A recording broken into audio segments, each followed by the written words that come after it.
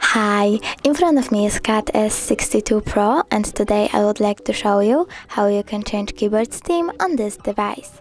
Firstly, open Settings. Now scroll all the way down and choose System. Languages and input, virtual keyboard and keyboard that you're using, in my case Gboard.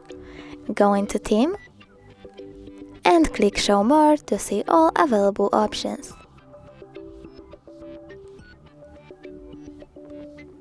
Then you can pick a color and apply it, or download one of the images and apply it as well.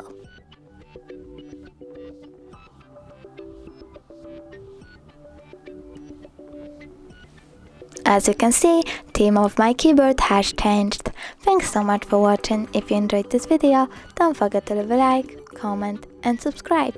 Bye!